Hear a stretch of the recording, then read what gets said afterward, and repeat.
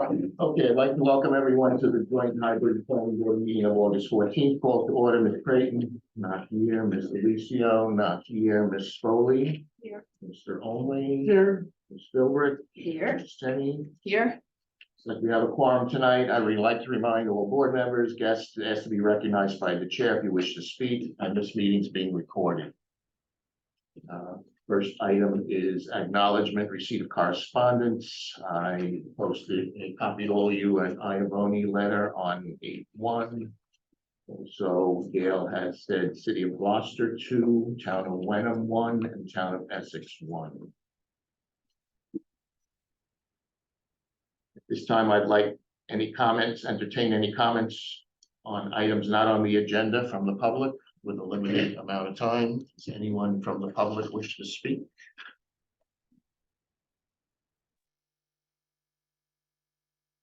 Okay, the next item is draft data on housing. So it's a topic for discussion. Let's see if you can give the board a little primer on what you've done and where you stand. And what- So, due to the fact that there's some inconsistencies, I have a certain amount of data out there, and it's based on the census and various other documents, but predominantly the census. And then Faye Dingle, who was working over the summer, took some of that information and put it into, kind of processed it into forms. My concern is that one of the key elements is that there's still missing some housing units from the census data and what we're getting on assessor's database. How old is the database? Do we know? Is it- I assume it's fairly up to date. However, I did send out an email about 10 days, 2 weeks ago to the building inspector and the assessor asking questions on how accessory apartments were addressed. And that was met with some concerns by both parties. And I have said to the town manager, I'd be willing to sit down and talk about how there seems to be a little bit of a disconnect between when a building permit gets issued and then what it's considered. So if you look at the data, there's a number of data cards that it'll say it's a single family dwelling, but then the accessory apartment over the garage is considered another single family dwelling on the same lot. So, and then So what do you guys need from the task force standpoint? As far as data, at least that would be a priority, I think. Well, in a way, it doesn't, the data doesn't really matter. It's the zoning that matters. If we're going to be trying to comply, it's the zoning bylaw, not the data. It's good to have the data to support what we're going to do with zoning, but what we really need to do is use a new zoning ordinance to straighten this all out as best we can. Mary? So, and I would say, we shouldn't be making any, big town bylaw changes, not even knowing what we have, right? So if we can't address the basic data of what we have, what we think we need, and what of a change, say the MBTA zoning overlay would be, or any other bylaw overlay or new bylaw. I mean, I find that absurd. I think we have known about this for years. We have known about the zoning bylaws for years, and we've known that ADUs has been not tracked properly. And I think I've said at least every other meeting that, the town needs to start addressing that, and it never happens. And so you know, it not your issue per se, but, you know, the town needs to stop. Get a consultant or whoever needs to be gotten and get this data, right? I mean, we're not that big of a town. We should know how many single family houses we have, how many multifamily, how many ADUs, what district they're in. You know, I don't know how the building inspector does his job if he doesn't know if somebody rightfully has an ADU or not, if they're in compliance or not. So I totally disagree that the MBTA task force and thus the planning board doesn't need this data to do their job correctly. I mean, I have figures, but they're not totally accurate. And Could you there's estimate like a discrepancy. margin of error in those? I haven't estimated a margin of error, but, so for example, according to the census, there's 2,308 housing units. And of that, 1,725 are single family units. And according to the assessor's database, 411 are multifamily units. Now, multifamily units can also be multifamily with some retail. So, like some of the downtowns. So, but that's, if you look at all those numbers together, there's like 150 units missing from the total figure. But so could we back into the data, right? Sorry, Ron, but could we say, you know, okay, it says we have 400 multifamily, everybody takes 100 and we investigate and, you know, come up with some clean data and then move on to the next, or a consultant do that. We're not dealing with huge numbers here. Yeah. Are any ADUs mentioned in any of this thing? I got a list from Sarah Mellish of the ADUs, How and did she get that list?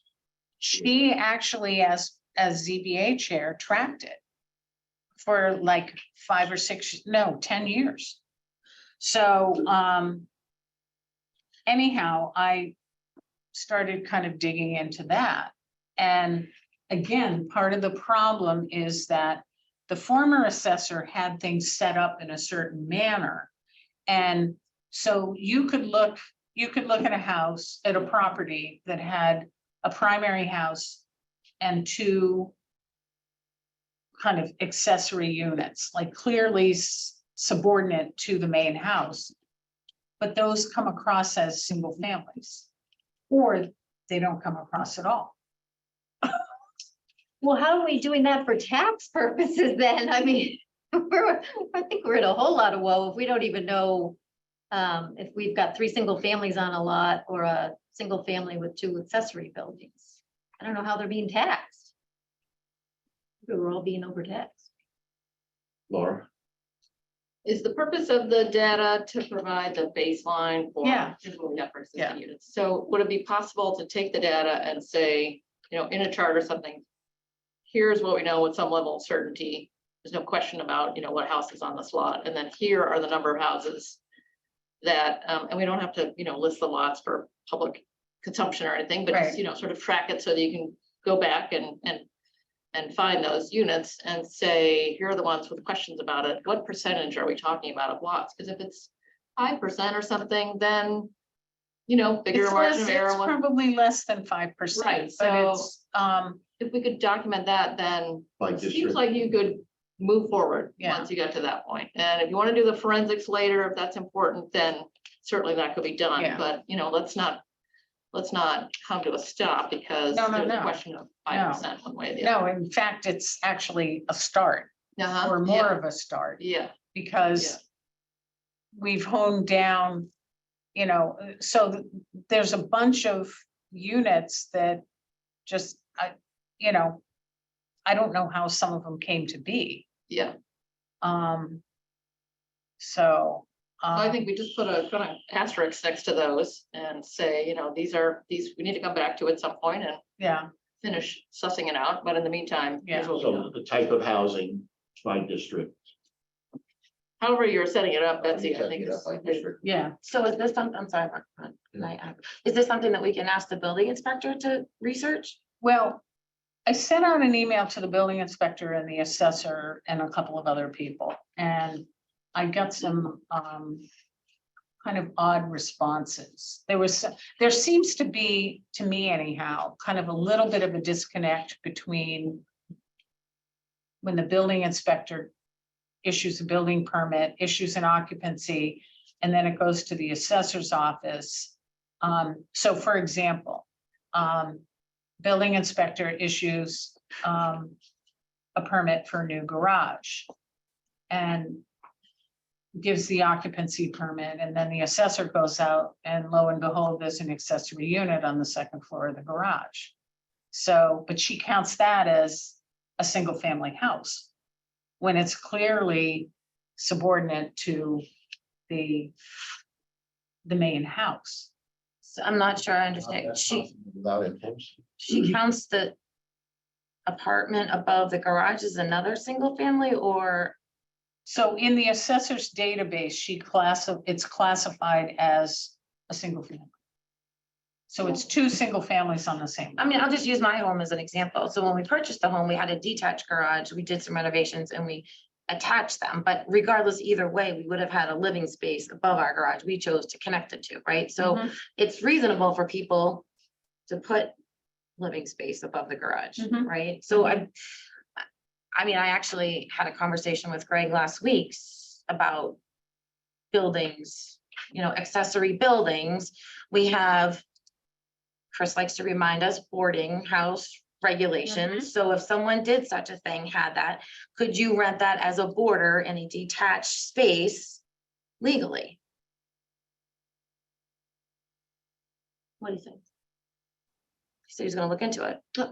So I mean, I guess I'm posing that too. I mean, because I was gonna bring that up. My apologies for being late, but I mean, it just brought up an interesting question. So if you had an accessory building, not an accessory dwelling building, could you rent that out as a room? What are the standards? Well, as I understand the zoning, you can have up to 4 boarders. So Could you have 4 outbuildings? Could someone live in your garage as a boarder? What's the criteria? There are no criteria. But I think, Well, I mean, if there's no criteria, then we could actually really have a big problem, in my opinion. so It's a building code, no? as I understand boarders, that they don't have separate Kitchens. kitchens and separate facilities, so it's not a separate dwelling unit. It's, Roommates. Kind of a roommate. So they would have access. This is what I was trying to just go so down. they have access to To the the main kitchen. kitchen. Yeah, I mean, that would be my assumption, but if you Right. had an outbuilding, an accessory building, and you turn that into, it had a bathroom, just say, and a bed, is that a boarder? If they don't have access to the main house? So you could have somebody in your shed, somebody in your garage. Yeah, Somebody. I'm asking. yeah. I think we need some Well, and clarification then- on that and then- bylaw. The building inspector has indicated that there's, and also the ZBA chair has indicated there's a lot of guest houses being constructed. So what's a guest house? It's not. What's the difference between a guest house, an accessory building, a pool house? I mean, a pool house can have a kitchen and a bathroom, right? So Right, then can you Airbnb or rent it short term? Right. Like, I don't Right, know where yeah. we're going with this. So if we have these buildings and we're gonna now So do open it those up. count as I don't know. as dwelling units? Well, I don't know, if there's a stove, I think that's the kicker in this town. Anything but a stove is an accessory building. Laura, sorry. Getting back to the Yeah. purpose of what we're trying to do with the data that Betsy's collecting, I'm sure there are a lot of questions about what goes on in different kinds of scenarios that we probably can't answer with the data that's in your database or the respective tax and building inspection databases. But if we can pull what we know and then what is, needs to be future verification. And I think to start with that, I think clarifying as much as possible, just based on what we know and not running scenarios at Mhm. this point Mm-hmm, is the clearest and mm-hmm. way forward with, here's our existing conditions. There may be all kinds of things happening that we can't tell by the zoning or by the building inspector. Yeah. I mean, what I suggested to the town manager is we sit down and go over a couple of examples and we try to see if we can figure out kind of better understanding or maybe fixing some of the assessor how the assessor deals with some of the stuff the building inspector approves. And in that way, it ends up being a little cleaner in terms of tracking. One of my concerns is that if all these units are not tracked, then we have a bit of a problem in terms of meeting the 10% affordable is going to increase with additional units. So if those units aren't being counted now, they should be counted. If they're affordable. I mean, Well, there's this, No, No, we don't only know. meaning units. No, the number of units, and then we have to take 10% of that. So Yeah, if we this- think we have 2,000 units now, when we really have 2,500 units or. yeah, so that's one of my concerns. I guess that one of the questions is whether an accessory dwelling unit counts as a dwelling unit for the SHI. It does. Well, I'm not sure of that. I think we discussed that already. Well, I don't We think have it, discussed it, but I think it's. not for the SHI, but it counts towards what we need to achieve 10% towards. Yeah, exactly- yeah, yeah. Right. The denominator. Yeah, exactly. Right. Yes, it is. We've had that conversation with Bobrowski. So A on the- unit's a unit. Yeah. Yeah. So if it's an illegal unit, then does that count? Well, it should. Laura, Into the weeds. We are getting into the weeds. Yeah, I was This is just gonna not, you know, we're say. talking about 5% or less. yeah, what do we Um, want yeah, to know? Let's move and, on. I yeah, suggest. What do we want to know and what do we want to do here? And I think Laura made a good point that maybe we just get by district initially. Any ones, twos, threes are in that district. We get that data. Let's find a date on when that data is valid from, Okay, you know. And the source. I mean, we Yeah. need to know the source and what the purpose was for its collection. right. Is that the direction we want to start with at least? Maybe? And I mean, because I think it can be pretty simple, because there's only a couple districts that allow more than single family, right? So you take, you know, if we have 2,400 housing units in District E, how many houses are there? In District A, how many houses are there, right? And so you just do high level down to low level, and I think there'll be, you know, the 5% that we have to investigate, or somebody has to investigate more, but I think it should go pretty fast if we can, you know, we can get it by district, right? Right. Now I think I know what we want, but who's gonna do it? Well, I do have some of this data. So, so for example, multi-unit parcels. In the A zone, we have 30, in the B zone, we have 20, in the C zone, we have 31, in the D zone, we have 89. In the E zone, we have 46. Huh? E is 46, and in G, we have 195 for a total of 411. 411, what were you reading? Laura? What was- These are multi-unit parcels. So 411 is about, So do we need to know the acreage they're on? And oh, we start have, to look at we the have some of the density of this? acreage. We have some of the acreage. So we have a fair amount of data. It's just, I'm not totally trusting it. Did you send us that? Pardon? No, I did not. So, yeah, I don't want to circulate stuff that's, at least to the board, but I don't want to put stuff on the web that is not Right, finalized. right, I don't wanna right, get- exactly. Absolutely not. And what are we gonna do with this data when we Yes. get it? What is it gonna help us with?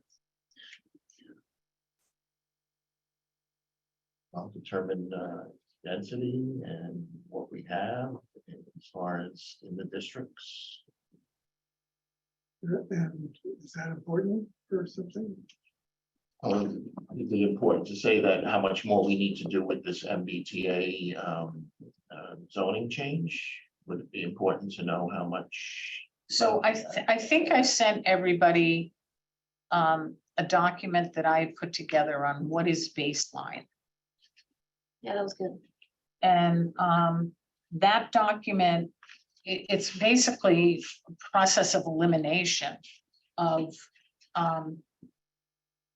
you have the MBTA, you have the state who says these are exempted parcels. So you go through and you come up with all the exempted parcels or the exempted uses like wetlands and floodplain and stuff like that. Then you take a look at the town zoning and you say, okay, well, it's by right. So let's take a look at what requires a special permit. So anything that's on a non-conforming lot, anything that is subject to chapter 91, anything that is in the water supply, groundwater supply district, anything that's in floodplain. There's a couple of others. So if you look at all of that, then at some point, we'll map out what's left. So the data will tell us that, we'll pull all that stuff. Yeah, Well, I'm doing some of it. That's what the consultants did. And then we'll be hiring a consultant. Any? Well, Sue made a good point that the, similar to a site survey, when you're documenting existing conditions, you attribute the source, the date, and the certainty of anything, right? So it came from the tax database or it came from the building inspection database. I think if we can map it back to all those things, that will Right. give us a baseline. There will be some margin for error because records are kept for different purposes and the way we keep records has changed and then we've gone paper to digital. And so with each of those, there's sort of a next generation of some noise probably. I think once we establish that baseline, there can be many uses for it on all these different committees that we're talking about. And couple that with a map that I think, I've only had a chance to skim this because I just got back, but with what you're kind of backing out with what's developable, we can map that easily enough, right? And then that will sort of pop out what parcels are available for discussion purposes and then combined with, looking at the data. We may be able to map the data. You would actually have to go back parcel by parcel to see where those ones pop out, but that might be interesting to do Yeah. at some point. Yeah. Because a lot of these things, once you can start to visualize them, you learn from the patterns that you see. Say a consultant would do this, we have somebody. We don't yet, but we're working on it. The town got a $50,000 grant to assist the MBTA task force in this. And the state has a very specific program that they want people to use. I'm not familiar with it. And it's a cross between GIS and an Excel spreadsheet. And I'm familiar with Excel, but I'm not a GIS person. So I'm hunting around to try to find somebody. There's some urgency here, I would think. Do this, Yeah, it's being worked on. okay. I guess just to share my concern on this, my understanding when we voted for this money, there was money that was voted at town meeting. That was under the planning. I thought the planning board was gonna have more discussion about who we were gonna use as consultant. So I'm not familiar with the money that was voted at town meeting. I think this is a This green. this is a different pool of money she's talking about, I think. This was a different pool of money. It Well, was, we voted in at least $50,000 for studies to work on this. Yeah, okay. different studies. But still grant voted in money. I mean, we are the ultimate. Our job as elected officials is to do studies. It's not the MBTA task force. Their job can be something else, but our job as elected officials is to conduct studies and do this. So I do believe at a high level, we need to be involved with that process. Mhm.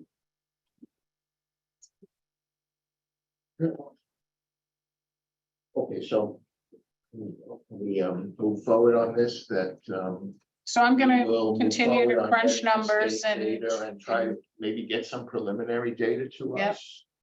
Yep. And then we can kind of maybe continue on talking about this at our Right. next meeting.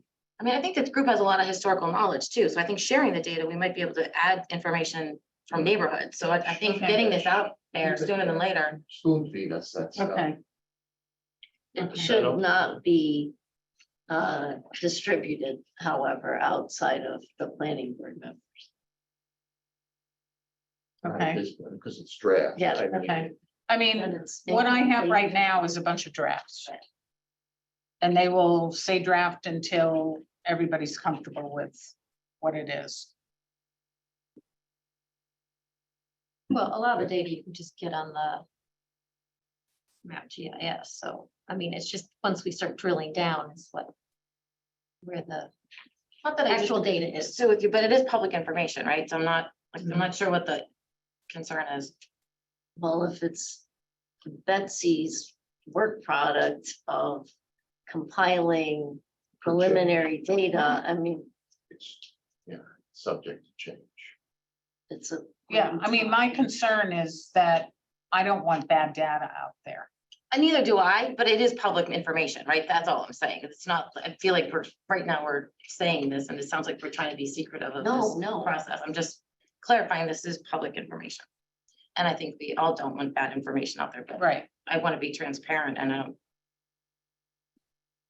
Yeah. if someone asked Betsy for it, I mean, she would have to share it too, right? It's public information. I mean, I'll continue to work on the drafts and by the end of this week, I can get you several drafts.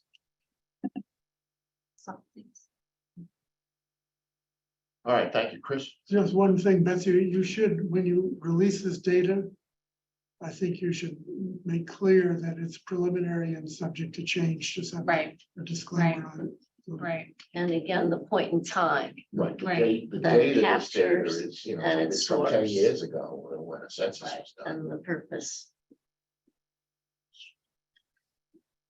I Okay. guess that's a little concerning. The town does an annual census. Why don't we have good data? We, like, these hound us, send in our forms. I specifically asked the town clerk if she had census data, and she did not. So, Why do we send the form back every year? Just do a census. We send it back every year. That's a different It's tracking your dogs, that's dog life. collection of Ah. data, I believe. The government census, federal government census, it happens every 10 years, collecting Right. different data than the town census, which is. so we have People, 2010, we house, have 2020, we have Oh, that's- guesstimates for that's federal 2000 census and, data. you know, Demographics, which Yeah. I don't think the town is asking demographic information. yeah, they just want to know How many people in for your the, household? for the street listing book. Yeah. Okay. Great, so I added this aquifer protection district discussion, which I. Which was, you know, kind of thought that we would be discussing this tonight, and I did see that you sent us a lot of information into that. So, So we- What, Okay, so we had talked, maybe I misunderstood something here, but we had talked a while ago about the fact that there's elements of the aquifer protection zoning that were not legal. Like that whole section about you can't sign an A&R or whatever. And so I ended up just going to take a look at it and I retweaked it. And I used some of Mark Bobrowski's language and then I ended up putting a little more detail in there. a lot of detail in here, and. So, I mean, I But think it it, repeats itself, I mean, it goes from 10 to 2 in the front, and then there's another, then there's another. well, group one of them ten. is the one that's gonna be deleted. So the first one is the one that's gonna be deleted. I And the thought second the one, thing in red was gonna be deleted. No. The No, green was sorry. deleted yeah, also. so wait a minute. If you look at the draft, I don't know if that's considered out today, yes, no, wait a minute, that's the 49. Yeah, okay, so the groundwater one. If you look at A, it says language to be deleted. Now, Right. And it was in It's red, but- everything, okay, it's everything in green italics is gonna be deleted. And the red, that continues to show up in the zoning draft. And that section in red was deleted at town meeting as part of the whole corrections. So, So the red is already deleted and the green you're proposing to. be Right. deleted. but then what's curious to me is in the Bobrowski draft, he references Exhibit A and Exhibit B, the best management practices and generic substance list. But then in his notes, he deleted those documents. So, but then he referenced them in his bylaw change. So I'm a little confused by that. And I did, well, I did try to reach Sarah about it, but she's No. in a boat somewhere. No, Sarah Creighton. So I need some clarity on whether those should be exempted or not. So for the board's discussion purposes, I think we kind of got this today, and I'm thinking that maybe we should take some time to digest this now that I understand. I didn't mean to. Just because my name's on it. So, I can strike. no. So one, we never discussed changing and bringing up the groundwater bylaw. So I'm not sure where that came about. When I brought up the aquifer overlay bylaw, and I have an email out to Steve Gang to get further clarification of specifically what the water task force is looking for. Because they did a lot of analysis, wanting to increase the buffer around Gravelly Pond and/or having a big loop around Gravelly and Round Pond. That's what I'm talking about. Specifying the land around our water source for protection and whether that's the Yeah. town buying land or trying to get the other neighboring towns to adopt bylaws to help protect our water supply. It wasn't changing our groundwater. And I think we kind of put that to the side because we didn't like the direction Bobrowski was going. So I wouldn't necessarily go off of his draft.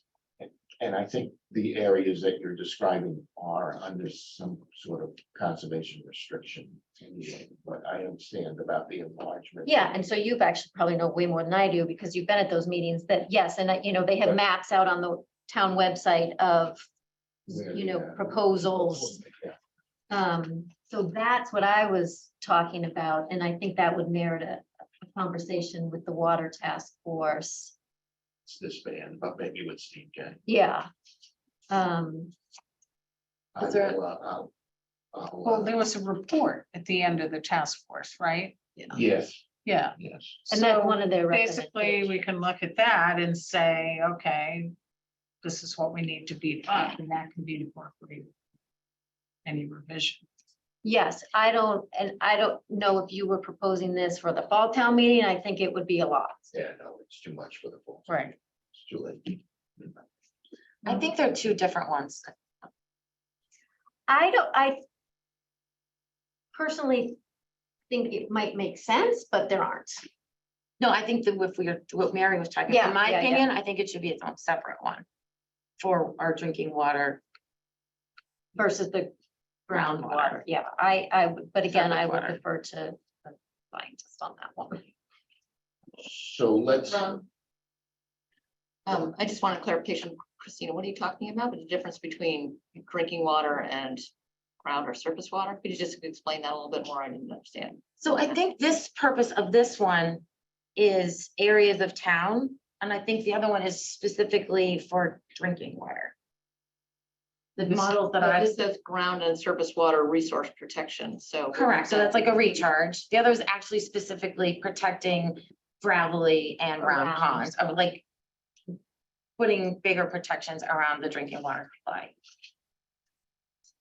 So I guess we could, I mean, that might be a change to the maps.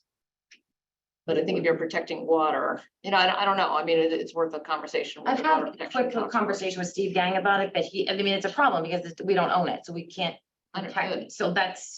So I think that's why it almost needs to be. Why don't I try to get Steve Gang in here for, talk on that sometime in the future, I would do that.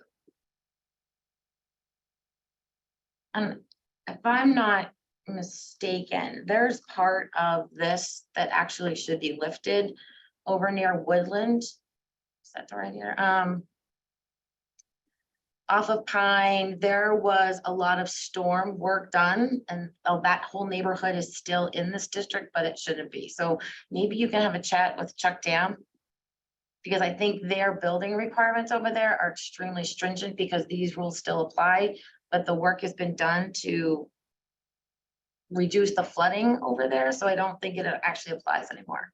So our Well, purpose. no, in that's the this is flood what? control What is our district. purpose here? Well, we're trying to protect the ground. Right, I understand that, So- but what would our plan of action be to solve this problem as the planning board?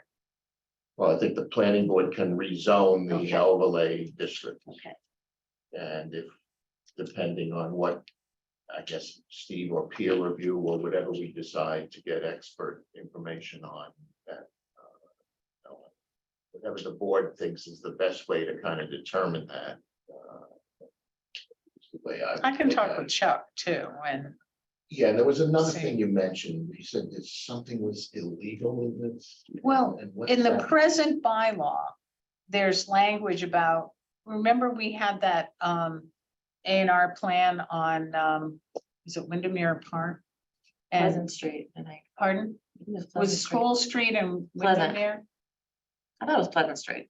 Maybe it doesn't matter for the Yeah, purposes. But of discussion. anyhow, there was the planning board had an A&R in front of them, and part of the property was in the groundwater supply district, and there was a whole debate as to whether the planning board could sign it or not. And this, the original bylaw was put in like the 1980s, and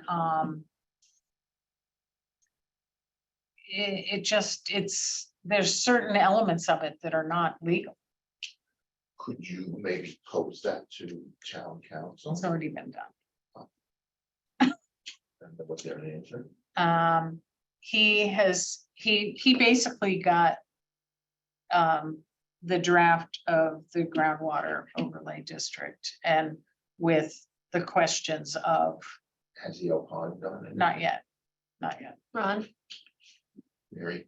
I would suggest, since this is gonna be a big one, the ground water, the overlay, coordinating with the water task force, check dam, new maps, like, this is a whole separate project, and maybe we at some point discuss what our big projects are and what the priority is with this. Because I think we're going off on a tangent that we need to focus on floodplain and Well, that's next. others, but I think it's, to do it right, it's a lot of things encompassed. So, yeah. Laura? Starting with the recommendations of the task force is the right place to start.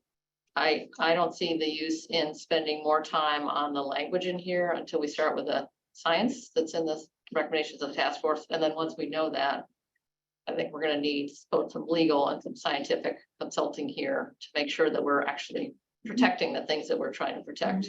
Because we could very easily get drawn into discussions about, are we trying to, what's the goal? Flood protection, water protection. I mean, these are all kind of parts of the same thing, but if it needs to be watershed focused, I would say that as the high level goal. So let's get a watershed focused regulation when the time is right, but let's start with the recommendations of the people who've done the work. I would make this a lower priority as opposed to the Okay. floodplain and the, Okay. but I don't know if the board agrees, but the flood and the data. Needs to be a higher Mhm. priority. Yeah. All right, Thanks. So fall town meeting discussion, so this is something, and Sarah's not here. And maybe you know, Chris, but anyway, she wanted something on the ADU section 4.2, family member to 4 employee, but she's not here. I mean, we can hope put a hold on this till next meeting. Yeah, we can Figure out what she means. I think this whole issue is definitional as much as anything, and we just have to clarify what we mean by these different unit types. Okay, So when Sarah brought up that issue, I ended up contacting, this was about 2 weeks ago or after the last planning board meeting. I contacted the building inspector and the assessor to see how they tracked ADUs. And that's when we ended up getting into this whole discussion about, well, they're being tracked kind of odd. Well, they're being permitted as employee housing in off-site locations as opposed to ADUs. That's Right, closing this, right. so like a loophole. What I remember was a reference to Sarah Melish in the ZBA making a request that we added family member to 4 employee, because people were calling, their mother-in-law's employees so that they could house them. So I think that yeah, that's what it was. it was a clarification requested from the ZBA. We should confirm that once Sarah's back, but that's what I recall. So I think Sarah, and we'll talk when she gets back, wants to put this on the fall town meeting. So let's discuss that when she's back. If we want to go. Well, I think we can tie this all into what Mary's talking about. At least come up with the correct terminology for these things so they can be properly tracked. If, I was looking today at the memo Betsy did on timing. And it looks as, unless I'm misreading it, it looks as though we need to post our notice a week from today for the first public hearing on whatever we're going to present for the November meeting. So that. I still don't have confirmation that we have a November town meeting. Yeah, Well, that's, so we can post something. On the 20, it has to be by the 21st. This would And be on then, senior housing. you're talking well, about? This would whatever, be on anything that we we, need to post. So we need to identify which issues we're going to put before town meeting and post next Monday. And then the first hearing has to be September 11th, yeah, which is 3 weeks. don't look at me like that. So, well, This is, I wasn't prepared for that. We're not ready to. Well, so Point. we have floodplain, potentially ADU and senior housing. Well, let's get back to that after we talk about the floodplain. Well, yeah, see if we want to go forward with that. I think we Hello, Good. Gail. Yeah, Ms. Gale, I believe that I asked Greg about the fall town meeting, and the most recent information I received was the beginning of November. So we don't need to post by Monday, September 11th. but that memo, you Well- laid out the steps. we actually Back do, up. because if there's further discussion and we continue to the last meeting in September. Well, we could schedule it. Right, but the warrant closes, Here's the memo. You'd have 2 meetings in October and likely the first meeting in November. So you would have continuances. I would suggest we don't post anything until we get confirmation from our town administrator that we're having. Exactly. I mean, we're preempting something we don't know. Agreed. Like September 11th. And that's scheduled. All right, let's talk about this floodplain map and then put out some kind of outline of what, if anything, we want to move forward with.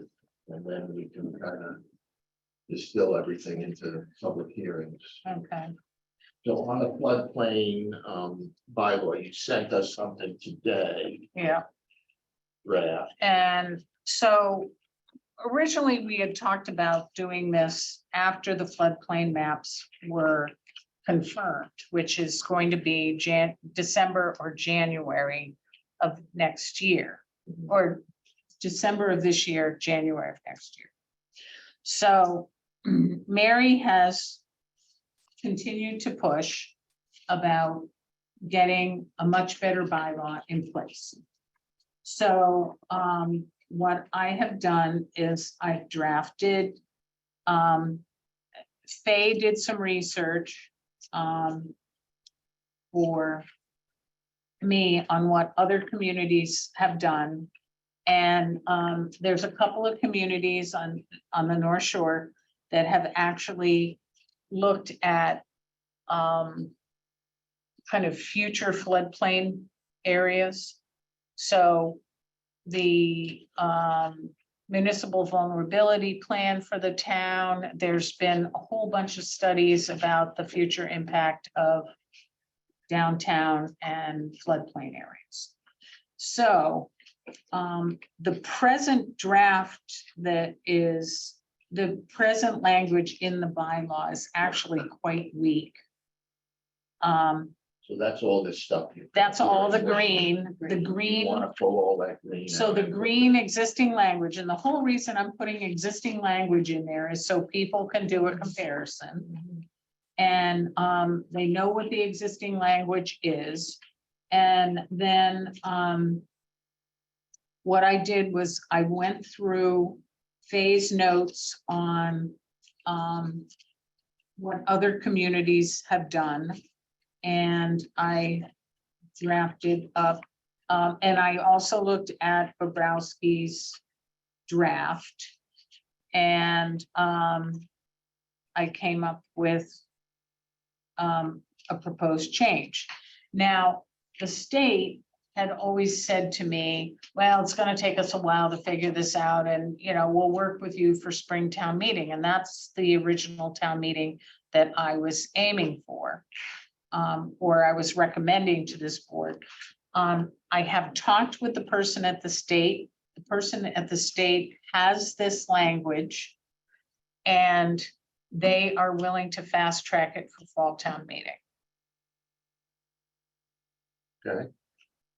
Have we looked at this and have anybody? Well, you looked just at it? got it, Yeah. but as I said in my staff memo, Yeah, there's no worries because you're not gonna be really required to comment on it for another month. Well, what if we have to have a public hearing on September 11th? That's a month from now, isn't it? but we need to advertise it. And when we want to, How about, is there a possibility to have a subcommittee meeting on this? So we can actually comment and talk about it before then? So we're not stuck working on this. But they're interested in forming a subcommittee on this? I mean, we can't share notes, so to push this off and then fast track it to fall town meeting, I think it wouldn't be. Well, I had a couple of questions, comments. I didn't have much time to read it extensively, but I guess my first question would be, since this is highly Concom, have you coordinated with them and discussed with them the floodplain bylaw? I have talked with Chris about it, their agent. So I I have think not it's, talked with Bayan about I think it's very important that Concom is involved in this process. I know the select board is working on a new governance project and people need to collaborate before rather than after. I don't need to go in detail at this meeting necessarily, but you know, the state only recommends like, I don't know, there's like 6 definitions and this has like pages and pages and pages of definitions. I would reduce a lot of the definitions and I think there was just things that were missing that I would add. And what. so a lot of this is just strictly cutting and pasting from the floodplain model. Not really. I looked at like, I had Faye look at like 6 or 8 different towns. Well, but what's being proposed is basically a cut and paste from the floodplain bylaw. No. Okay, we can discuss that at another point, but so just some of the things where, like, these need to be on file with the town clerk and the planning board, building official, Concom and others. And I just don't see that listed in here. There was text for the. Oh no, I found that. There's a lot of towns have sections for Conservation Commission and what their district duties are. There's a section, the state highlights that they want what our town's enforcement regulations are referring to this. So they kind of want the steps laid out and what forms are used and things like that. And so I think that needs to be added. Just some suggestions from other towns that have health regulations in this, kind of what the Board of Health needs to do with, say, septic systems in the floodplain. So, I mean, just some things I would remove, some things I would add. Okay. But yeah, I would definitely like Concom involved. Who's our Concom rep? I am. Chris Tony, the agent, what did she say, Betsy? I mean, typically Concom's jurisdiction is wetlands and wetland bordering vegetated areas, so that's not flood. Right. So I don't, what jurisdiction would they have? I mean, I think that would be a new definition of the jurisdiction that the state gives to the Concom. Not that they don't have expertise to contribute. I mean, she said she would look at it. Yeah. But we didn't really get into the weeds on it. Yeah, So I think in some But, situations, they you know, notify communities. you know, there's a section on future flood risk.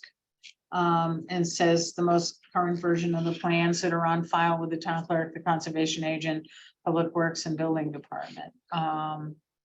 So she would be involved a little bit in kind of sea rise and where people are building, and that would be part of her And- involvement a little bit, because they get involved with chapter 91 a little bit. I think until the chapter 91 boundaries change, their jurisdiction is, follows the chapter 91 boundaries. I don't disagree that Concom might have expertise here, but I don't believe they currently have jurisdiction over flood zones versus wetlands and wetland.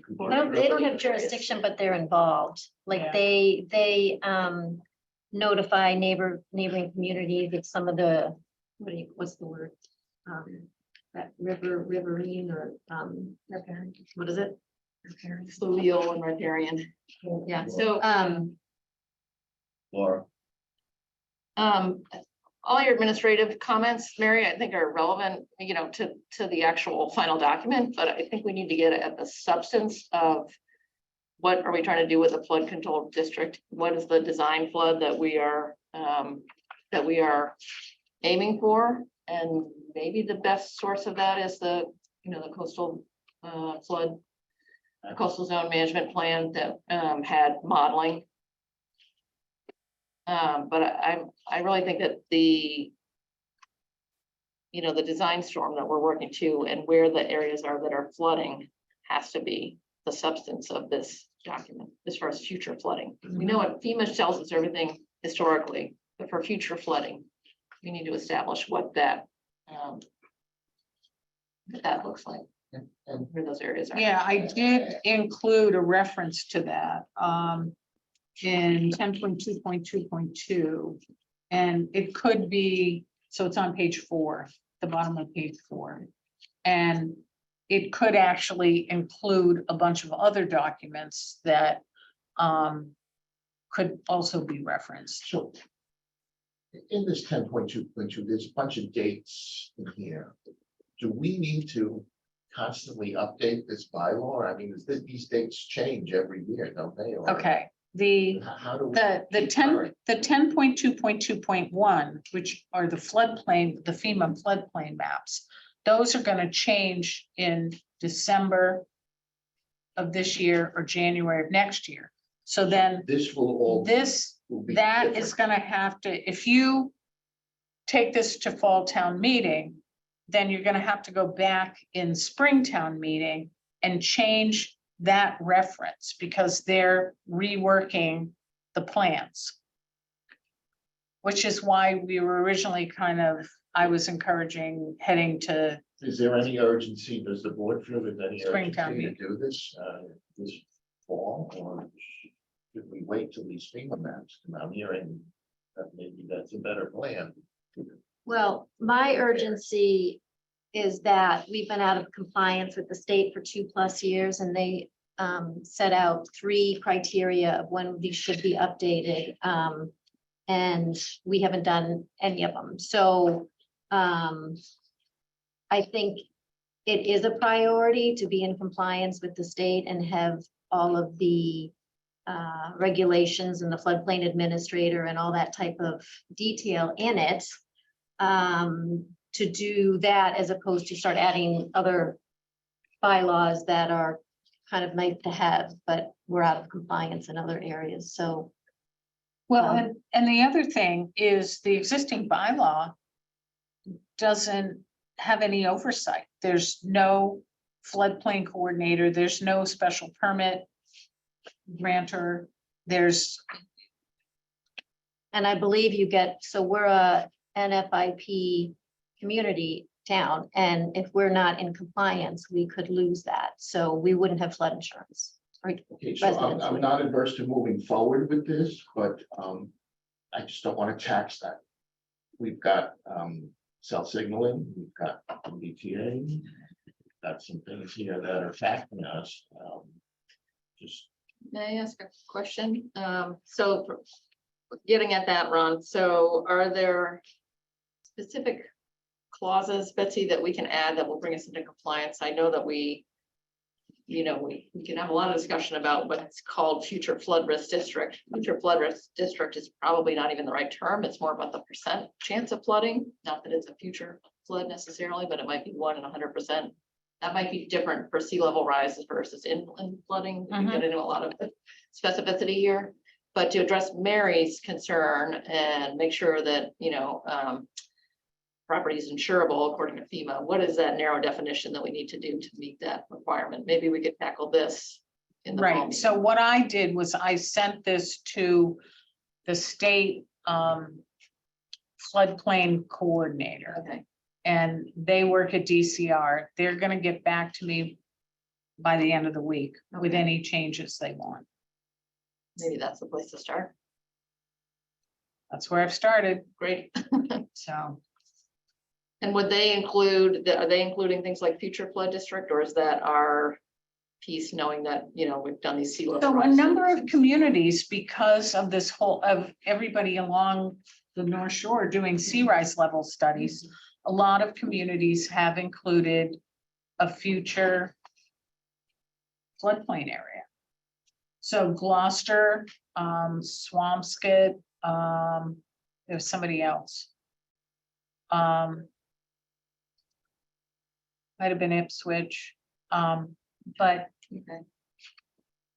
this seems to be, I didn't think you could do it. And I talked with Greg Catamatori, who is the planning director in Gloucester, and he said that Gloucester really pushed it and was allowed to do it.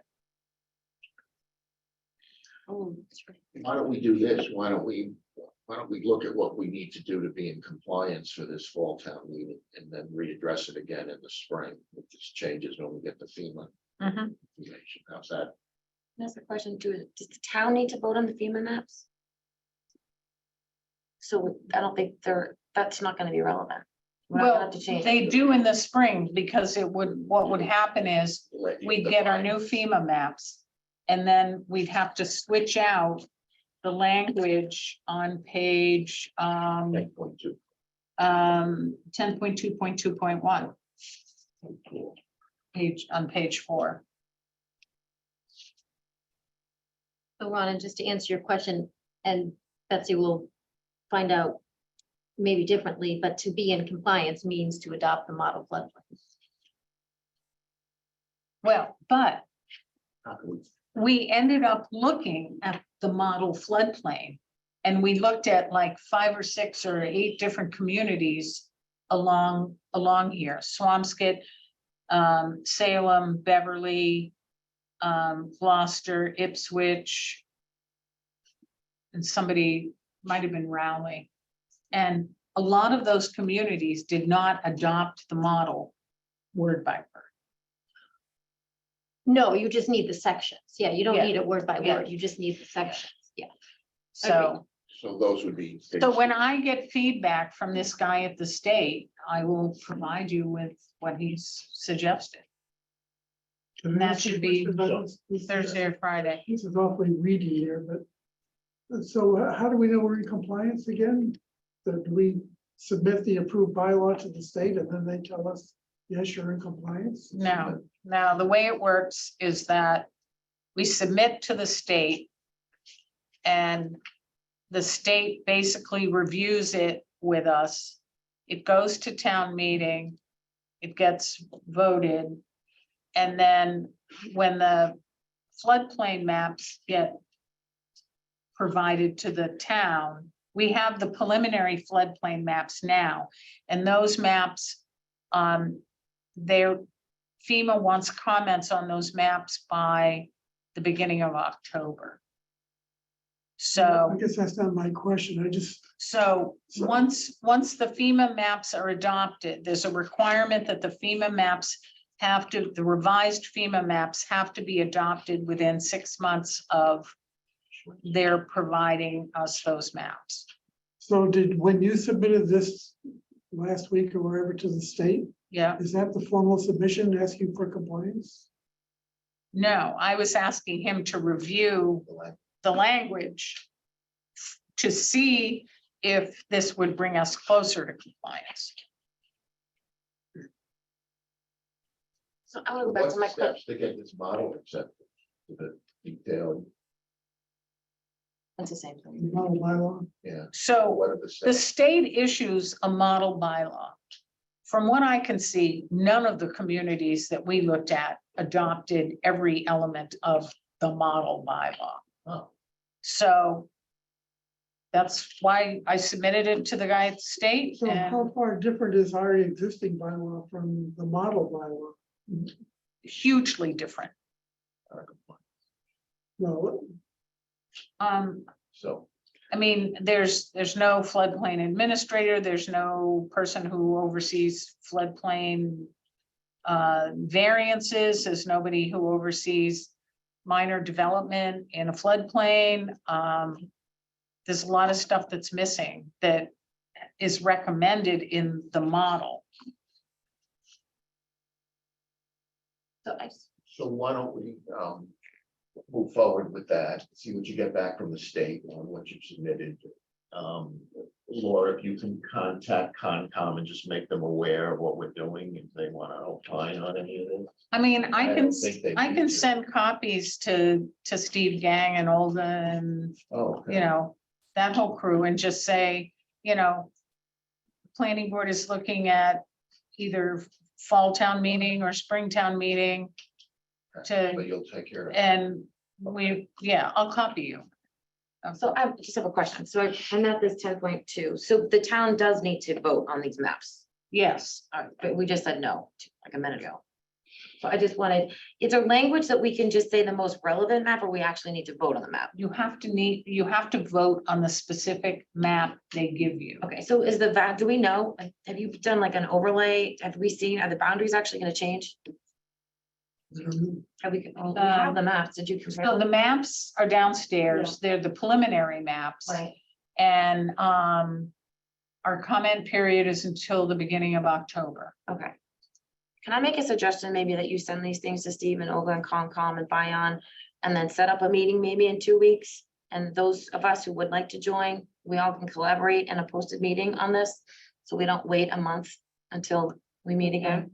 Okay. Is that reasonable? What okay with that? Laura?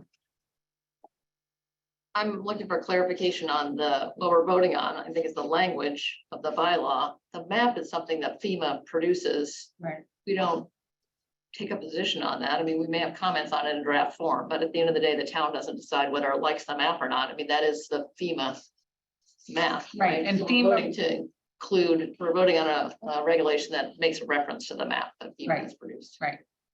Not on the map itself. Right, so FEMA requires Just that, went back again. I usually said we don't have to vote on the map.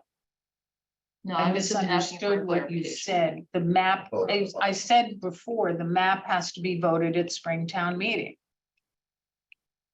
I think that's different than what you just said to Laura. I've said repeatedly, the map is gonna be finalized in December of 2023 or January 2024. The town has 6 months to adopt the maps. That By means adopting the incorporating, map means you reference the map in the bylaw, Right. that's what happens. that means we just change this language. Right. We don't vote on, well, no, you need to move it over here a little bit. Mapping. They're doing the mapping, they're providing you with the mapping. We're just switching out the maps. Okay, so let's sum up what we're doing here. You're gonna get feedback on language from the state. And then this, on this model adoption, and we're gonna move forward with possibly a sub meeting here with, who would like to participate in that meeting? What's the purpose of a meeting? I guess to align what the, Have a conversation with Bion, Concom. I mean, in more relevant time than a month from now. Regarding the language of the proposed bylaw. Correct. will we have it in time? Will we have it for next meeting?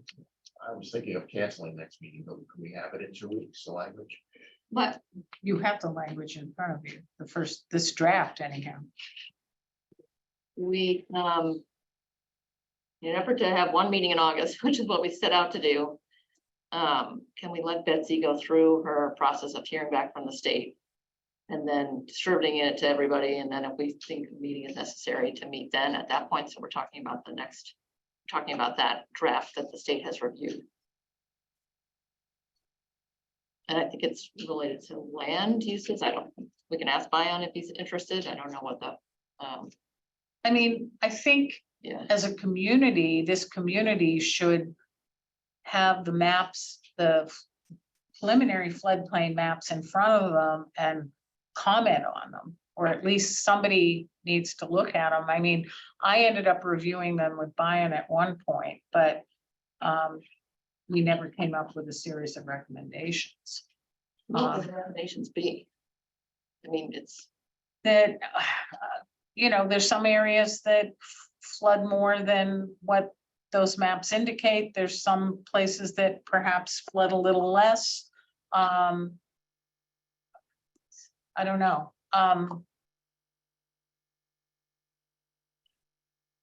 All right, well, I like that idea that you came up with. Let's see what you can, if you can distribute to the board, what you find out, and then let's review it in the board, if you guys want to meet, you will, otherwise we'll just review it and make comments back to you. Well, why doesn't everybody wait until I get Yeah, comments back from the Yeah, state? when you Yeah. get comments back from the state. we'll be- Yeah, yeah. Okay. Thank you. Cell signaling update, any news on their permit filing and where we stand on? So I've had several discussions or emails from Mark Glovsky, who's the attorney for cell signaling. He would like to get a copy of the zoning bylaw that's been updated. The town clerk did update the zoning bylaw from the June special town meeting. And so I haven't had a chance to look at that, but what I'm hoping Is to, that available Well, for us? to get? she's making the assumption that the AG's office will approve that. Can we get copies of it or? Yeah, I can send out copies, but they'll, Well, I mean, I don't know if everyone wants one, but I do, oh, yes. okay. So yes, you can get us distribution on what's done and okay, probably have to Okay. wordsmith it again. yeah. So it's a draft. It's a draft. Okay, we're good with letting that out. Will be noted as draft. Thank you. Can I ask a clarifying question? Yes. This is the zoning that we've all approved, right? So, it's a draft in the sense that it needs to be finalized by the AG. I'm questioning what the wordsmithing would be. Why would we change anything? Well, no, going forward, if we found something in it that says for the next meeting, we may have to say 5.1 instead of 5, there may be some additional. I would think, Let's hope not. Yeah. Now we got so much else to do. Are we asking for hard copies or I would like. E-copies. Oh, That'd be okay. great. As hard copies? opposed to electronic version, okay. I can give you hard copies. Hard copy would be great, so long as it's sort of, that's why I was asking the question about continuing to not put our pencils down, because if it's using our sort of draft reference copy, and we know it's gonna be Yeah. stamped by the AG, then Numbers, when we're it's looking useful. at stuff now and moving forward, it's all been changed, so it would be good to have copies to the board. And it's completely incorporated, or is it just what was approved? Hmm? Is it completely incorporated, or is it just what was approved? Should be is it the complete. full section? That'd be the Whole set whole, of the bylaws. whole Yeah. zoning. Okay. law. It's the whole thing. Yeah, I That like would be it. useful. So hard copies to the board and guess we'll come pick them up whenever she's done. So we'll copy them and they'll be available on Thursday. And any word from Glovsky on when they might submit? My understanding was the end of August, the beginning of September. And so for process, they're gonna submit the permit and they're gonna come in and, Well, he wants to see the zoning because he wants to go through the zoning to fully understand, what's needed. but there's a ticking clock once he submits, correct? Yes, so there's 65 days for the board to hold a public hearing once it's been submitted. And you can continue that meeting for as long as you need to collect data. And that would eliminate the 65-day rule. No. You have 65 days to hold the public hearing. Right. So say you start the public hearing on 60. The 60th day. So let's say he submits September 1. Okay, So so, you got September and you got October. okay, Should hold a pretty public hearing. pretty much. So, but how it works is that you open the public hearing and then you can continue to a date certain. So it stops the clock. That's what So I'm asking. it actually continues the clock. Because, okay, so he files on September 1. You have your hearings, you open the hearing September 15th. You continue it to October 15th. You continue it to November 15th. You continue it to January 8th. You can keep continuing it as long as when you're talking about it, and you can continue it as long as you vote to continue it in a public session to a time and date certain. Right. Now my next And question. then once you close the public hearing, then you have, it gets a little confusing because you have technically 90 days to file a decision. But if in the discussion around the time you close the public hearing, you make a decision, that decision has to be filed within 2 weeks. So, can I ask a question about public hearing? So this stormwater, we may want testimony on, there may be safety, we want testimony on roads and things. Is this public hearing gonna be split up by subjects? I think that's up to the board how you want to do it. So When do these, say if we want a peer review of subs, for instance, I'm not speaking for the board, but want a peer review of the drainage. or- Mhm. So, So does that happen to us first and then to the public, or is that in all encompassing in the public hearing? or- that's all encompassing in the public hearing, So the because peer everybody review- has, The peer reviewer. and the everybody public has, only- everybody has to know about it. Well, remember the 40B, the 40B was a special permit.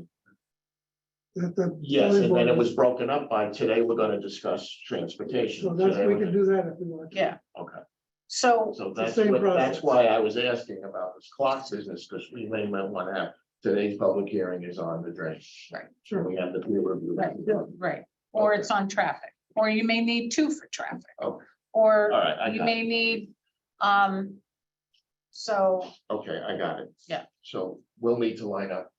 yeah, so I'm in the process of developing a list of peer reviewers. You've been saying that now. I can get you the okay. list, okay? Yeah, I mean, I think we would like to look at those sooner than later. Hmm? Yeah, I think as much information, Okay, I don't think there's too much information you can share with us.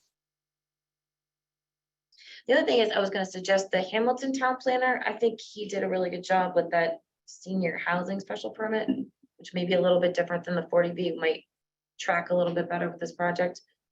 See how they outlined that one, just if you Read need that some. process. Yeah, exactly.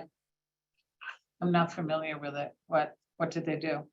It was a 50-unit, high-end senior housing and it abutted some wetlands. I mean, it was, I followed it a little bit just because it was right near the water source. But they did exactly what Ron was saying, had a timeline, this is what we're discussing, this, It's exactly what 40B did. Sorry you weren't there. I was there, but thanks, Gail. Well, I mean, that's exactly how that process went. 40B is So still, that's kind of. Ron? Laura. Thank you.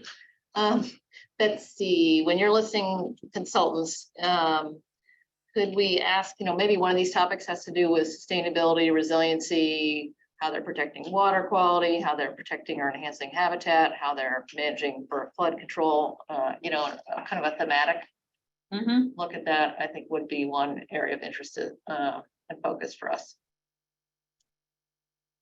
Oh, and I don't think these emails were forwarded, the emails to Sarah Melish on FinCom with the financial consultant.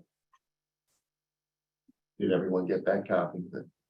I don't think so, but I had reached out per the board's request to Sarah Melish for some guidance on the planning board getting a financial consultant for the cell signaling. I was just looking for if FinCom wanted to talk about it at their meeting and give us some feedback. And she said that FinCom will be reviewing whatever cell signaling cost analysis. I still think the planning board should get a financial consultant independent as part of the site plan and special permit process. So we're comfortable that this is a, that it abides by the site plan and special permit requirements. So we hadn't decided that yet as a board. It looks like FinCom is going to be doing their own thing. So what are we looking from financially? What would we be looking for from a financial consultant? Well, I think it's something we can collaborate on, but just off the top of my head, I would say, everything from what's the tax revenue that would be coming in, what would be impact and cost on any public services, water, sewer. That all part? absolutely. Yeah, And I have the board feel about We a, wait until we find out what FinCom says. We might be satisfied with their analysis. it sounded like they were gonna do it pretty early in the game. I don't know when they're gonna do it. So so if the, we need to get a consultant, we need to get a consultant now as opposed to so halfway in the process. we had a staff meeting to kind of get staff up to speed on what was going on with the project, and you two were there and Ron was there. The assessor has indicated that she can do the financial analysis on, what type of tax benefits. Once she gets the data, on square footage costs and things like that. She's been waiting for that. They gave her some preliminary data, but she's waiting for the final stuff. And I think that's great. I mean, that's just one piece. I mean, just like with the 40B that we're just mentioning, I mean, they had an independent consultant as well. So I just think it, you know, obviously with the biggest project that's happened in Manchester, I think we have to do the right thing. Any comments on the board, Laura? I'd want to have clear goals. If we need a financial consultant, I'm not sure that I see the need for one, but maybe working with FinCom to say, what are you, FinCom and perhaps the assessor, what are you looking at? And are there areas outside of your look that we want to know more about? And maybe that could define what this financial consultant is going to be doing. So I'd want to know how it applies to the, you know, the physical nature of the development.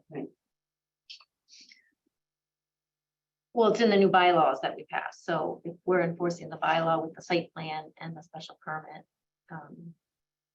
we have to know that we have the data for that. I think we could certainly rely on, if the FinCom hired a consultant that we were happy with, I think we could rely on that report. They're not hiring. a It's our job consultant. to hire the FinCom. It's our job to hire, yeah, I'm sorry. Yeah, So you she's, just said that they were hiring a. no, that they're gonna take whatever cell Themselves. signaling gives them. Could you ask Sarah, you know, things outside your, that area of expertise, you know, that we would maybe hire a consultant for?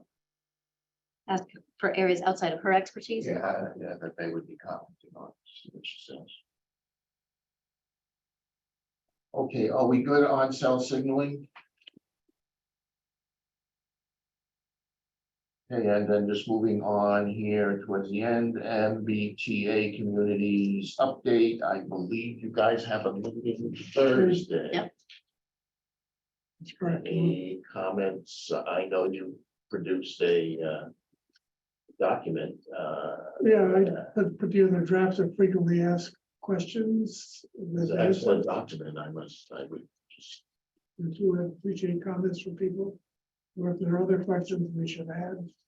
What's your plan with that document? Is that So I'd gonna like to go? get the task force to adopt it, and then we'll post it on their website. So that most of the town can, When are you looking for comments by? as soon as possible. Yeah, because it'd be nice to get that posted as soon. It's very, I think it's a really clear document on. A lot of people participated in. So we actually have a meeting on Thursday morning, Chris and Tiffany and Gail and I, to talk about what gets on the website, and we do that. Sure. So Mary, Do you want comments just emailed to you? Sure. that'd be great. Okay. So who put this together? There was no names on it. Oh, so I did a lot of it, Betsy did a lot. There are a few other folks I just sort of asked. Greg had a couple of Greg had some comments. great comments on it. So it wasn't a task force thing. it No, was a- no. No, it was just, he sent it as a draft to a couple of people who took for the pictures? correction. I didn't. Yeah, so, yeah, I'll send my. Is it, where is it posted? Or not posted, but did you Email. It's posted on the insurance, for this meeting? yeah. Okay. Didn't see that. Anything else on the MBTA community? So Thursday, we're gonna be talking about baseline data that Betsy prepared. And start talking about demographics and. I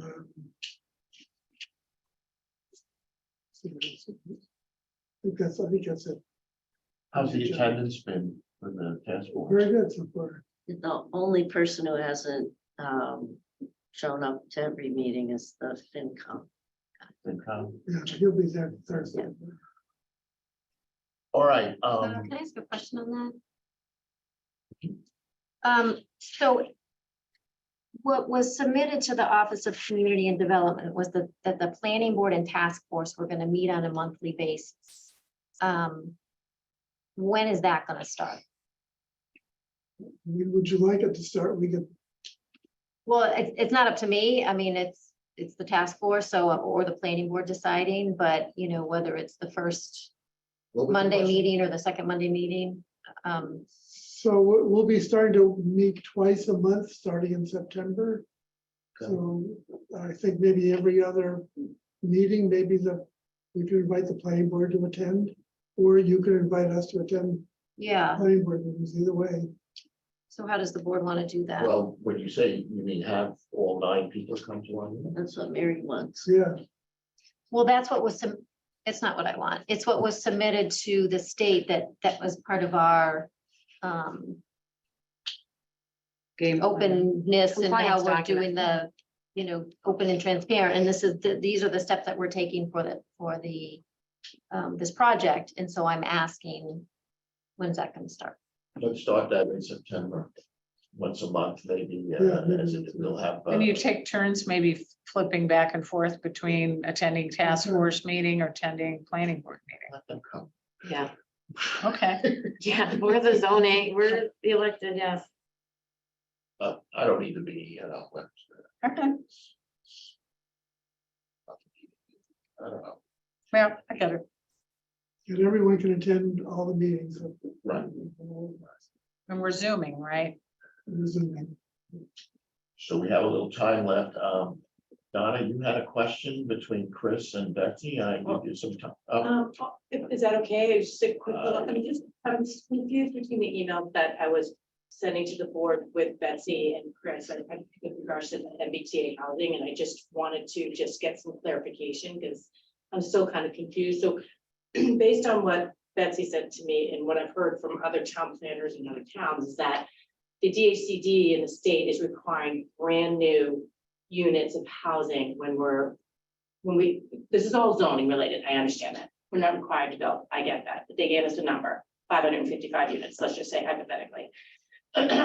That what Chris has been telling me a lot through the emails is that once we get the zoning and the things get zoned appropriately, we can count some of the existing multifamily units that we currently have once the zoning, because I have it on email, and that's what he said. And then Betsy says, no, we can't count any current multifamily units that we have in town. Everything needs to be new. So I have one email on that chain that's what Betsy says. And then Chris says, we can count units. Betsy says we can't count units that we currently have.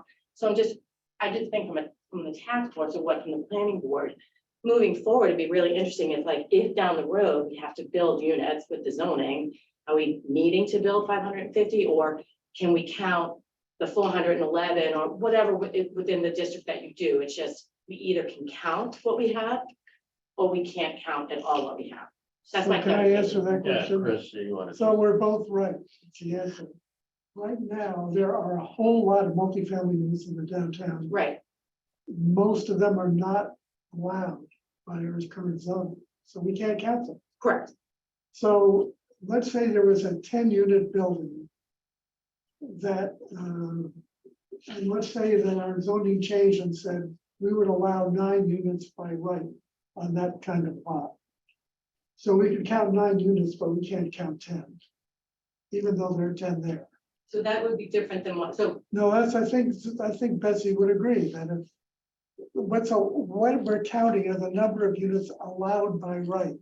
oh, no, I completely understand what you're saying. It's just, in Betsy's email to me, it says, we can't, even with the zoning change, we can't count any, based on her email, any existing units. They want new units. So if you said it's 9 on this plot of land, and there's 10, but we can only count 9, you're counting 9 towards the 555 number. That's So correct. now we're down to 549. Yep. And I don't want to speak, I'm just reading from your email for me, so I'm just confused, and from 2 other town planners.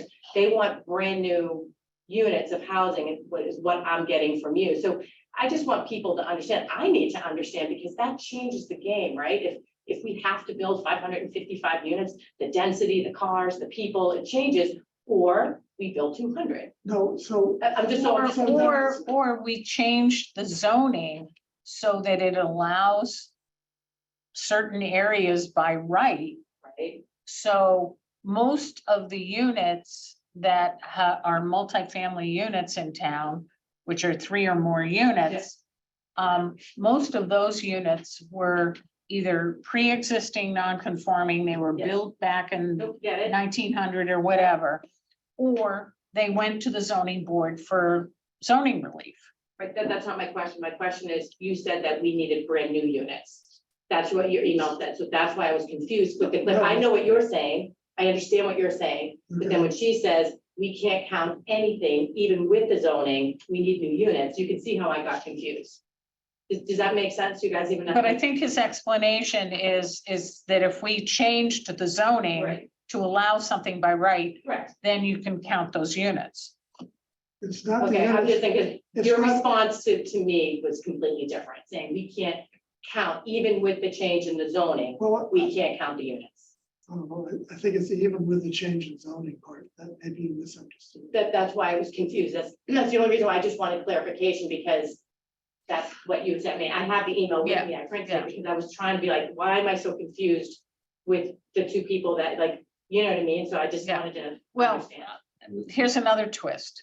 So I've been asking for a while, for the last like 6 months or so, whether, so the state has these guidelines, and then they have excluded properties from what you cannot include Right. in your MBTA housing area. So one of the things I've asked the state, and I've asked them repeatedly, and I finally asked the second in command, I said, are filled tidelands excluded? Because you've excluded wetlands, Right. floodplain, marshes, a whole bunch of different things are excluded, town-owned land, federal land. But are filled marshlands excluded? And from my analysis of the zoning, filled tidelands are excluded. Well, filled tidelands require a special permit from this board. So then it's not by right. So filled tidelands would be something that would not be allowed.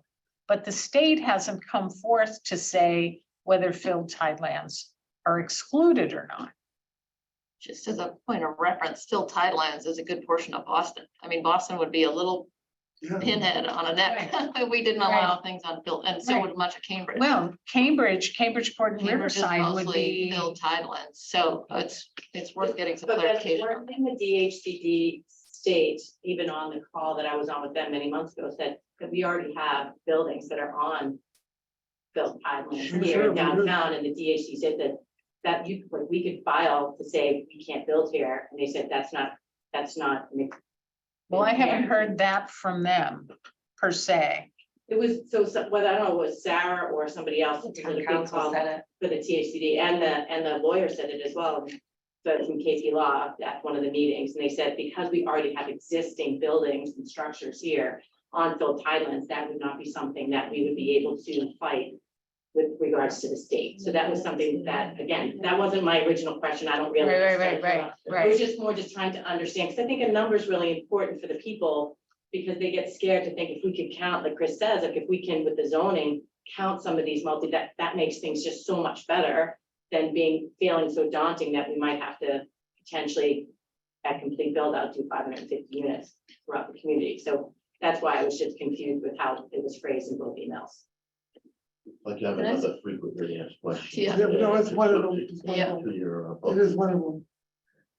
Because aren't you looking at the development capacity of each lot, not the existing structure on Yes, it? So exactly. that's the math that you need to do to get to buy it. It's not whether it's new or existing, it's just about the capacity of the lot. Exactly. And so And I there's think it's no- also worth clarifying that it's not a mandate to build anything, it's That's a right. zoning Exactly. overlay. So even if we allowed 555 units, only a certain number are ever gonna get built. And maybe none, that, who knows? So those are some good No, it's just frequently asked great. questions just to clarify. things. Absolutely, and I can't wait till you put it up on the website. I'm sure you have lots of information that will be great for me to read. So I appreciate, thank you, Ron, very much. Okay. I actually have two more late for the meeting. I'm unable to attend. One question I've had, so if I'm actually right on the verge of the half mile, so just say we did a circle about the half mile. I have close to 3/4 an acre. If I'm in within the half a mile, and that is the district. Can I build a fraction of the 15? Do we know that answer? Well, yeah, well, Haven't zoned that area. so. No, just, well, I'm in a half a mile. Here's what happens. We have to create 35, 37, 39 acres of a district that allows these things. Correct. It may or may not include your. No, I understand, but just say I am in a district and I have what my district requires. So I don't have an acre. My district doesn't require an acre. I don't, there's very few districts that require more than an acre. Okay. So if mine is 60,000 square feet, can I build a fraction of what that by right is? Does that make sense? So can I, or say it's 15, and I have a half an acre just for easy math, can I build 7 is my question. If we So- word the zoning that way, yes, you'd be able to do it, but we'd have to make that clear in the zoning bylaws that you can do. And then my other question was, is there somewhere in your conversation about the historical district? Because we did talk about our initial, You got to read, but- So, no, it's not included. No, it's but not. we could do historic review of historically significant. That was restricted. so my question was, Think wait, so. cut me off. So when early on, when we started talking bylaw, I'm not sure if you were here, but Bobrowski entertained the idea of a tear down and everyone dismissed it. Demolition delay. Yes. Demolition delay, that is something we could do also. So I would maybe like for you guys to bring that up and see what the Sure, comments it's- are about that. Yeah, that's one of the frequently asked questions. It was on that? Yeah, Oh, I didn't see that. I must have read it too quick. Well, yeah, so it was yours or Betsy's that basically said, we don't have any protections for the Yeah. historic district. That's right. So, My memo. said so that. if but the that doesn't mean historic we can't district, create them. We if the could create- historic district is in a zone, they can just be taken down and, Today, they could. be, yes. Absolutely. So yes, and we, like, I think it was yours that had the two, you know, the National Registry and our local historic Mhm. district, and so, yeah, we need some protection. Well, it's interesting because I'm hearing more and more about buildings that are potentially coming down. Oh, In yeah, town, I think we all are. Yeah, in town, there's Yeah, a, we should. a house on Bennett Street that probably is gonna come down and it's probably one of the oldest houses in town. And then I'm also hearing rumor that the World War II observation tower may be coming down. for what, to build something else? I guess so. The tennis court, probably. Maybe a swimming pool. Margo. Huh? Hang on. Laura? Off topic, number one. Number two, we have, it's true that historic designations don't protect you unless you do a Demo delay. delay, and we can look at that.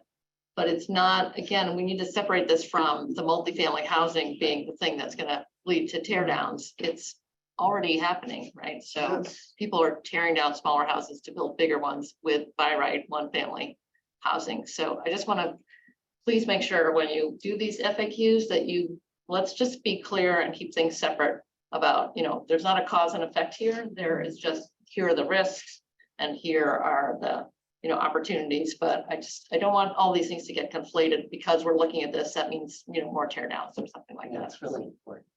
Well, I would dispute that somewhat, because if you're saying it's a single family and all you can do is tear it down and build a single family, and if you change it and say, you can tear it down and build 15 single families, right? A developer is gonna lunge on that, whereas he or she wouldn't today. So I think there is a cause and effect. There's gonna be a cause and effect no matter what bylaws we change. So we have to look at all of those. That's just thinking beyond the pushing something through. It's looking at all the intended and unintended consequences. It's important. Ron, Laura? Please look at the side of the room every once in a while. It's just your blind side. Last time I sat there, I had the same. So problem. I'm gonna make the point again that, you know, the things that are happening by right can happen now. And I just want to look at, you know, let's look at the numbers, let's get the, you know, what exists today in terms of units, and then let's look at what's possible and map that.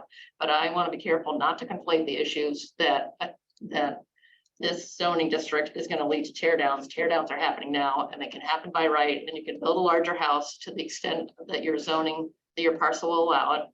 And that will continue to happen with single family, and we're not suggesting that we change that. I mean, there's nothing that we're doing now that's suggesting that we change that unless we do something in the historic district with overlay. So I'll stop there, but I just, Good point. Well, make that known at your committee. No, it's- After it comes up. Okay. Thank you. We'll look forward to your meeting Thursday. Liaison committees, task force working group. So there, Sarah told me there's a senior housing bylaw subcommittee meeting on the 23rd at 4 p.m. Are you aware? So you'll post, someone will post. Yes, it's kind of posted. The select board, I listened to that meeting, they changed the harbor management plan to an advisory group, so I don't know, Sarah's not here to report on that, but I think they changed what their criteria are. CPC, we're meeting on the 24th of August. Any other liaison working group updates from anyone? I've been going to the zoning board of appeals meetings. I don't know that there's anything important to report. Couple of members. No tear downs? Oh, Okay. maybe. All right, anybody else? Approval of regular minutes, Gail, you have the 6:26 and 7:24, is that correct? Gail still with us? That's correct. I'll take a motion on June 26th meeting for approval. Okay. to approve. Second. So I have a question. So there was my concern about the MBTA task force, and it's not the bylaw, it's the state law. Make that change, Gail. I'll edit that, no problem. Motion for approval as amended. Sure. Yeah, but that was 7:24. Yeah, so- No, 6:26. This is 6:26, Christina first. On 6:26, any objections? Approved. On 7:24, make that change as noted. Gail, and any other comments on 7:24's meeting? I don't believe we approve. Any seconding? Second. All those in favor, hand raised, opposed, none. That's all. So next, we talked a little bit about, you know, having a meeting once in August. My inclination, since it is close to Labor Day, that we cancel our next meeting. Anybody object to that or would like to? Didn't we say we're gonna wait until we get some? Okay, why don't we do that? That's right. Okay. So we'll If see it's what we all- get back from Betsy and we have to meet, we'll meet. Is anybody can't make that date? What's the Or- date? The 28th. So I'm not going to object, but I also then don't want to hear, oh my gosh, we're too busy, we can't, you know, we gotta rush. So I think we hear both sides, so I don't wanna, I will hold a meeting if the board so desires. I won't be here. That's two won't be here, I'll be here. so. Have a full board if we decide anything. But okay, we'll play that by ear. Otherwise, 7:11 and 9:11 and 9:25. Any other comments? Otherwise, I'll take a motion to adjourn. So move. Second. Any objection?